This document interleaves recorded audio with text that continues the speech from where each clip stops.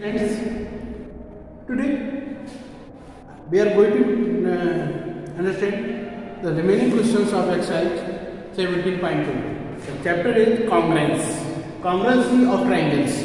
तो congruency of triangles जैसे कि हमने पिछली वीडियो में आपको 4 रूल्स बताए थे. पहला होता है SAS, मीन्स जब किसी ट्राइंगल में दो साइड के बीच का एंगल इक्वल हो तो दोनों ट्राइंगल कॉन्ग्रुएंट होते हैं. दूसरा रूल होता है ASA, जब दो ट्राइंगल में दो एंगल बीच की साइड इक्वल हो तो वो कॉन्ग्रुएंट ट्राइंगल्स होते हैं. इसको हम AAS से भी रिप्रेजेंट कर सकते हैं, क्योंकि अगर दो एंगल इक्वल हो जाए तो तीसरा एंगल भी इक्वल होता है, इसलिए तीनों एंगल इक्वल हो जाएंगे तो हम AAS भी लिख सकते हैं वहां पर. नंबर 3 होता है SSS. SSS रूल्स में ये होता है जब दो ट्राइंगल की तीनों साइड इक्वल हो, एक ट्राइंगल साइड 3, 4, 5 है, दूसरे में भी 3, 4, 5 है, ऐसे ट्राइंगल्स को हम कहते हैं. ऐसे जो ट्राइंगल कॉन्ग्रुएंट ट्राइंगल्स होते हैं इसको हम SSS रूल से रिप्रेजेंट करते हैं. और थर्ड रूल होता है RHS. RHS में क्या होता है, दो राइट एंगल ट्राइंगल यानी दोनों एक एंगल 90 का, उनकी हाइपोटेन्यूज सेम होगी और एक साइड और इक्वल होती है दोनों में से, इसलिए तो इसको हम RHS रूल से रिप्रेजेंट करते हैं. अब देखते हैं आज क्वेश्चन नंबर 4.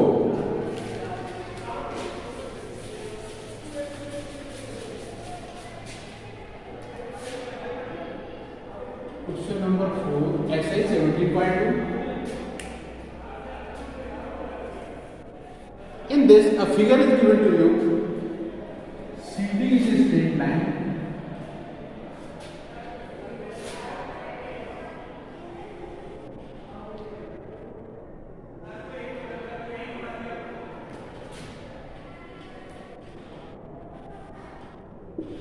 इस टाइप से इसमें ये एंगल इक्वल दिया है आपको ए बी सी डी, ये पॉइंट है O.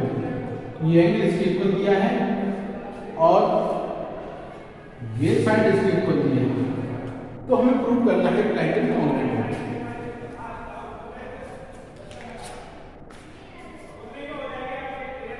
सबसे पहले देखते क्या है, गिवन. सबसे पहले गिवन लिखेंगे. गिवन में क्या लिखेंगे, इन द फिगर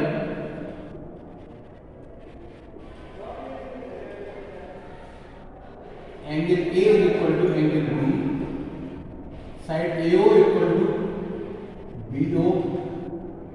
तो हमें प्रूव करना है, क्या प्रूव करना है, ट्राइंगल कॉन्ग्रुएंट है.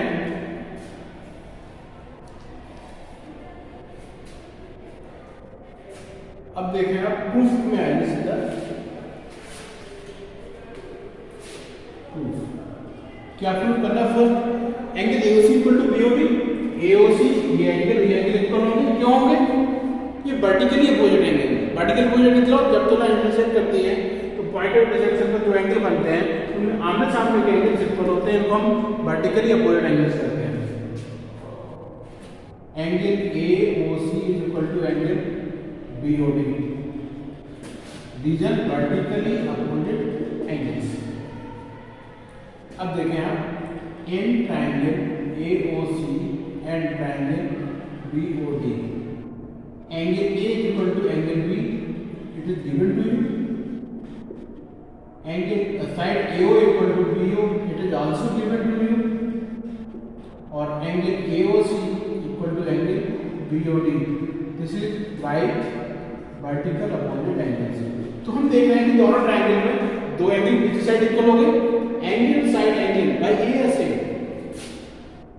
Bye ASA congruence rule, triangle AOC is congruent to triangle BOD. ये ट्राइंगल कॉन्ग्रुएंट हो गया. क्राइटेरिया ये तीनों लिखेंगे आप, ठीक है. अब क्या AC इक्वल BD होगा, जब ये दोनों ट्राइंगल कॉन्ग्रुएंट हो गए हैं तो ये साइड इसके इक्वल है, तो इसके सामने का ये एंगल, इसके सामने का ये एंगल भी इक्वल हो जाएगा by CPCD. Angle ACO equal to angle BDO reason क्या है? By CPCD, corresponding part of congruent triangles.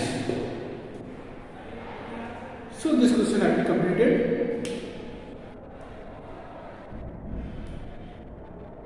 Question number 5.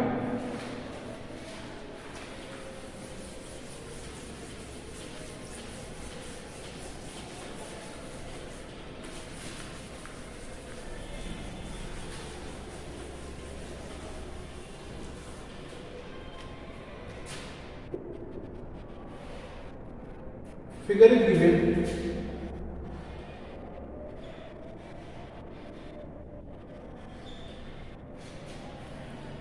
A, B, C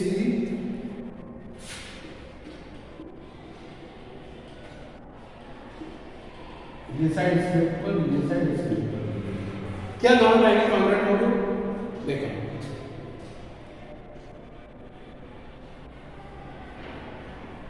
तो गिवन क्या है? In the figure, AB is equal to AD and BC is equal to DC. ये given में है। अब देखें solution. In triangle ABC and triangle ABC, AB is equal to AD, given BC is equal to DC, it is also given, and AC is equal to AC, क्योंकि ये side AC इस triangle में भी इस triangle में दोनों में equal होगी, ये कॉमन साइड है, तो तीनों साइड इक्वल होगी दोनों ट्राइंगल में, तो बाय S कॉन्ग्रुएंस होगा triangle ABC is congruent to triangle ABC.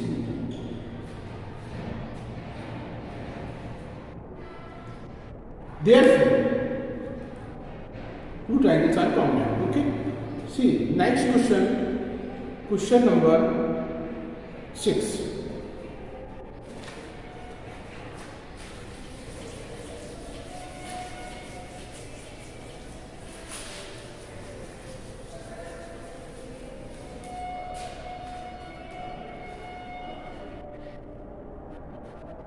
Figure is given to you like that.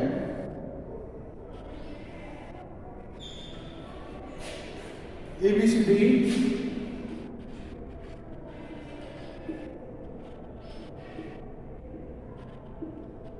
इसमें दिया क्या है आपको? In the figure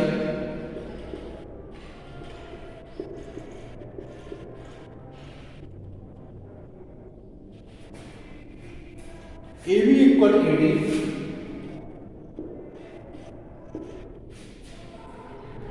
AB perpendicular BC,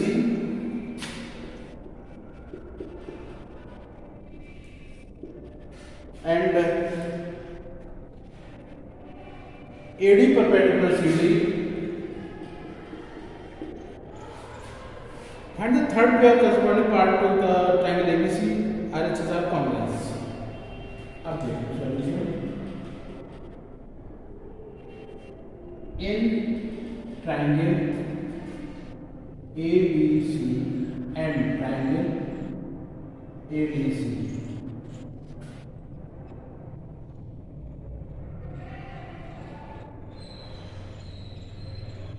उसके पहले एक चीज का यूज करना है, जैसे दिया है आपको AB परपेंडिकुलर BC, तो AB परपेंडिकुलर BC होगा तो एंगल B 90 डिग्री का हो जाएगा, and AD perpendicular to CD, so angle D will be equal to 90 degree. अब in triangle ABC and triangle ADC, angle B equal to angle D, दो angle 90 degree, right angle हो गए दोनों, इसका मतलब दोनों ट्रायंगल राइट एंगल हो गए। अब AC is equal to AC, क्यों? क्योंकि कॉमन साइड है, ये कॉमन साइड है, लेकिन दोनों ट्रायंगल में क्या है, हाइपोटेनस। 90 के सामने की साइड हाइपोटेनस, तो राइट एंगल हो गया, हाइपोटेनस हो गया, और AB equal to AD it is given. तो हम देख रहे हैं right angle hypotenuse in one side by RHS congruence rule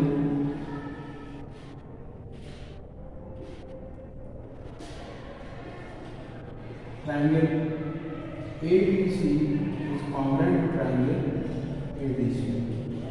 जब ये ट्रायंगल कॉन्ग्रुएंट हो जाएंगे तो क्या हो जाएगा, करस्पॉन्डिंग पार्ट इक्वल हो जाएंगे, दोनों के corresponding part equal.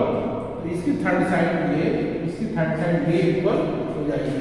therefore BC equal to CD by this rule CPC, corresponding part of congruent triangles.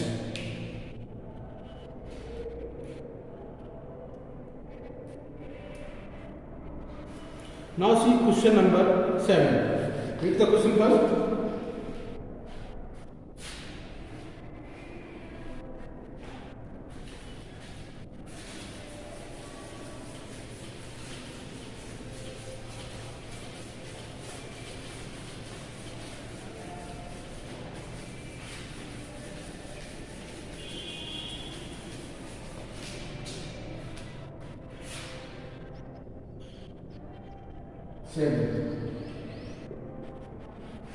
Figure is this.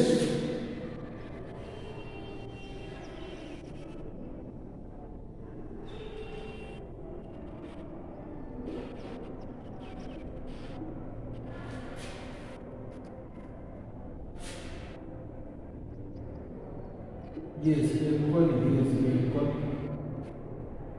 तो given क्या है, in the figure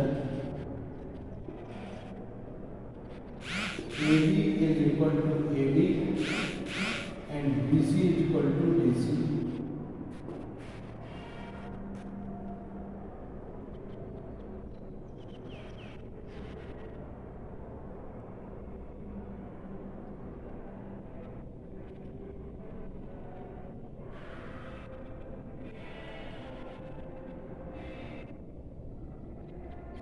तो हमें प्रूव करना है कि PS bisects angle P and angle S, angle A and angle B।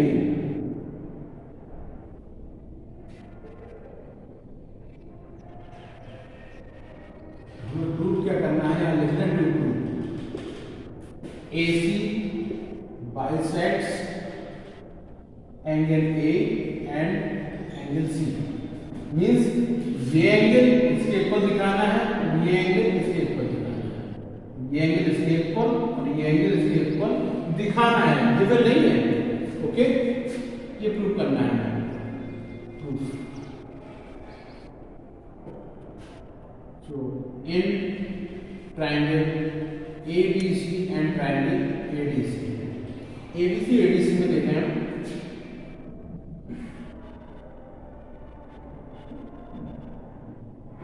AB is equal to AD given, BC equal to CD it is also given, and AC equal to AC, this is common side, ये common side है। तो by as rule triangle ABC is congruent to triangle ADC। जब भी दोनों triangle congruent हो गए हैं तो ये एंगल इक्वल हो जाएगा। So angle 1 will be equal to angle 2 by CPCD, क्योंकि ये साइड इसके इक्वल है, सामने का एंगल ये, सामने का एंगल ये दोनों एंगल इक्वल हो जाएंगे। करस्पॉन्डिंग ट्रायंगल में जो पार्ट इक्वल होते हैं उनके सामने के पार्ट भी इक्वल होते हैं। और ये angle 3 angle 4, angle 3 equal to angle 4। तो जब ये दोनों एंगल इक्वल हैं तो AC एंगल A को बाइसेक्ट कर रही है, ये दोनों इक्वल हैं तो ये AC एंगल C को बाइसेक्ट कर रही है। Therefore AC bisects angle A and angle C।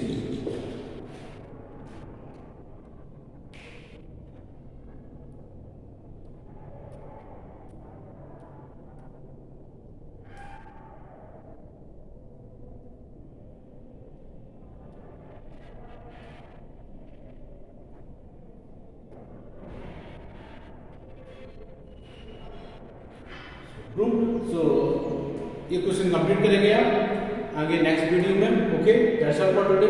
Have a very very nice day.